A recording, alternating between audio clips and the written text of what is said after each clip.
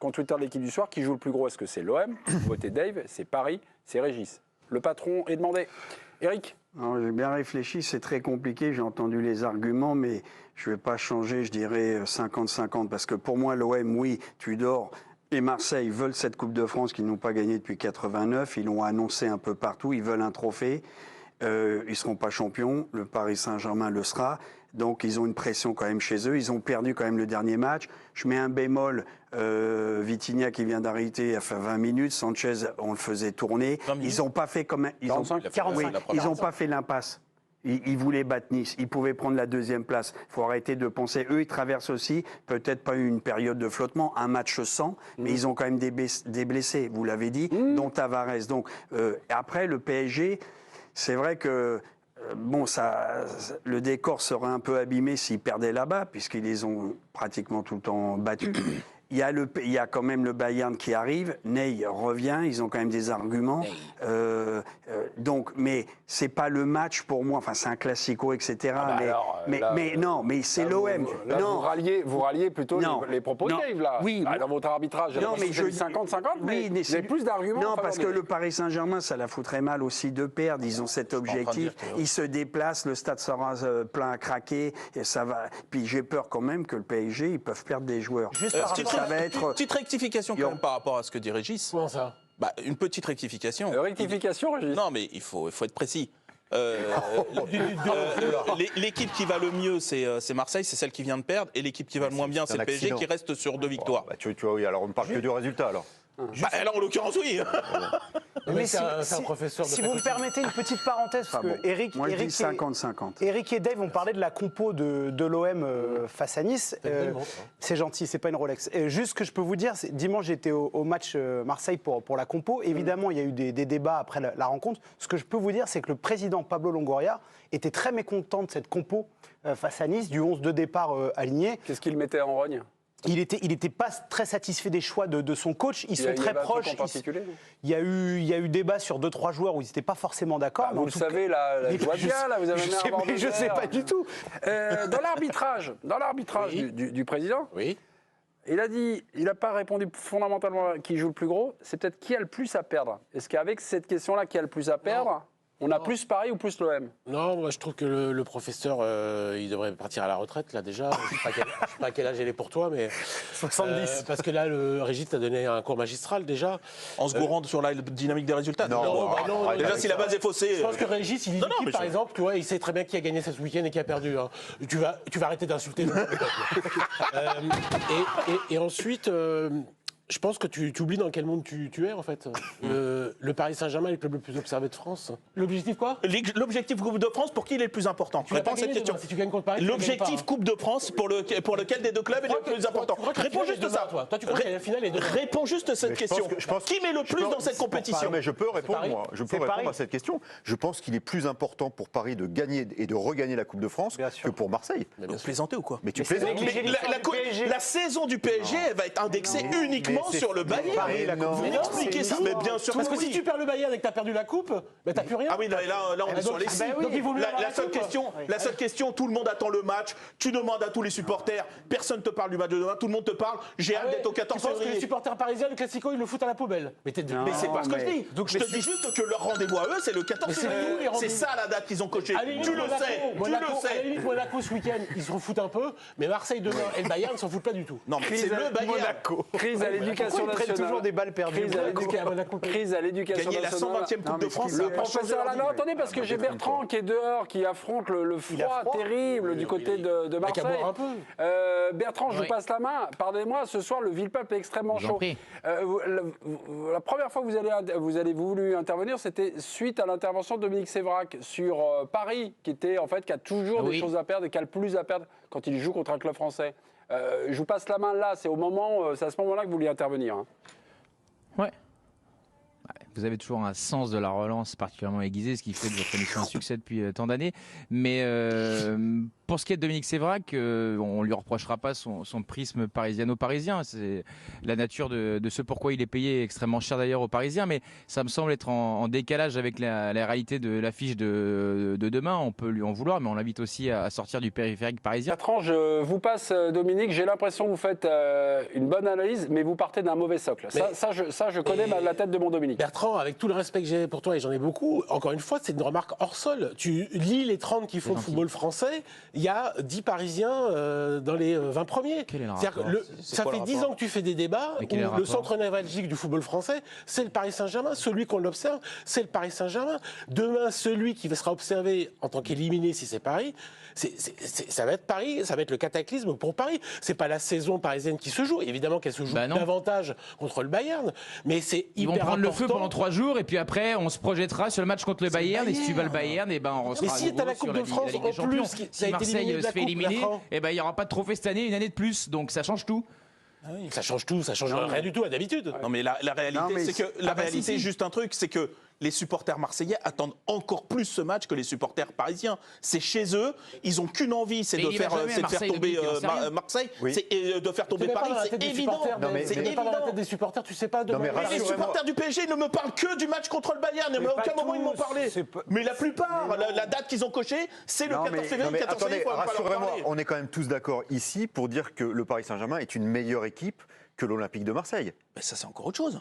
C'est quoi le rapport? Le rapport, c'est la pression. On parle de ça. Et la pression, c'est ton environnement. L'environnement marseillais, il met plus de pression sur l'OM sur ce match que l'environnement parisien. Je vous dis que eux, c'est la date qu'ils ont cochée. Mais si l'OM se fait éliminer par, je sais pas, par le LOSC ou par Nice en 8e de finale de la Coupe de France, ok, là on est dans le coup de tonnerre, comme dit Bertrand. Mais ce n'est pas un coup de tonnerre de te faire éliminer. Laisse-moi finir, s'il te plaît. Ce n'est pas un coup de tonnerre de te faire éliminer par le Paris Saint-Germain quand tu es Marseille. Lequel des deux environnements attend le plus ce match? Soyez honnête. Mais c'est Marseille. Mais arrêtez. C'est Marseille, c'est évident. C'est évident ce que tu dis. Simplement, le seul truc, c'est que si l'Olympique de Marseille perd contre le Paris Saint-Germain, c'est pas un événement, c'est la norme, malheureusement pour l'OM, puisque sportivement, la rivalité entre les deux clubs, elle n'existe quasiment plus. Mais ça, c'est une autre question. La notion de coup de tonnerre qu'évoque Bertrand, c'est si jamais Marseille tape Paris. Mais si. Non, moi, je n'ai pas parlé de coup de tonnerre. Oui, non, mais aujourd'hui, quand même, moi, je trouve, on ne respecte pas assez Marseille, quand même, cette équipe. Oui, parce que cette année, ils sont derrière. Avant, ils avaient, je dis n'importe quoi, 10, 12 points, 15 points de retard. Là, ils en ont 8. Et s'ils avaient gagné, ils seraient dans les pas. On a même parlé il y a 15 jours, 3 semaines. Ils ont peut-être l'ambition secrète d'être champion. On les respecte, oui. Non, parce que moi, je te dis, c'est pas ça. Marseille, aujourd'hui, et là, je rejoins Dave, ils y croient. Les joueurs, en interne, les supporters. Et tu veux que je te dise? À la coupe ou au titre? À la coupe. Non, à la coupe. Moi, je pense qu'ils vont gagner demain. Okay. C'est une autre question. Non, mais je te dis, ils ont largement les moyens de gagner. Oui. Écoute bien ce que je te dis. Parce que l'aller, c'était serré. Ils n'ont toujours pas gagné la coupe demain. Non, mais ils n'auront pas, ils seront en demi. Non, ils seront en quart. Oui, pardon, c'est en 8e. Excuse-moi, je croyais déjà être en quart. Nouveau règlement, si tu bats Paris, tu vas te dire. Ils ont fait comme les années précédentes, mais aujourd'hui, Tudor à la main. Il a fait une équipe, ils ont recruté, ils ont une ambition. Je ne vais pas prendre à mon petit niveau, tu jouais le grand Stade Toulousain, personne ne nous voyait gagner. On les a battus 2 fois en demi-finale. Ils étaient double champions de France. Champion de France en 85-6, on les bat en 87, en demi, 90, on est champion, les bat, ils sont champions de France 89. Juste pour te dire, personne. Mais il y avait une ambition, et quand les sportifs, autant, on avait peu de supporters, mais en interne et tout, on avait la capacité de se dire, on peut gagner sur un match, voilà, puisque c'est les phases finales. Là, c'est la chance de leur vie. Ils ont de l'ambition, ils ont annoncé la couleur, ils ont l'expérience de la Ligue des Champions, même s'ils se sont fait sortir à la dernière minute.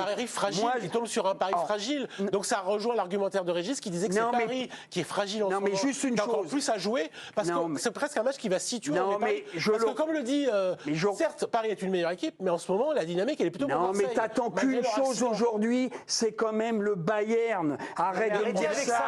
C'est-à-dire Eric, alors toi, juste une chose. Ils perdent demain le Paris Saint-Germain. Là, ça va être la déferlante. Le drapeau noir sur la marmite. Tous les mecs vont dire, ils n'ont aucune chance. Ils sont éliminés. Ils vont qu'il y a 2 matchs de la semaine. S'ils perdent à Marseille, qu'ils perdent à Monaco, j'arrive pas contre le Bayern. Mais même si.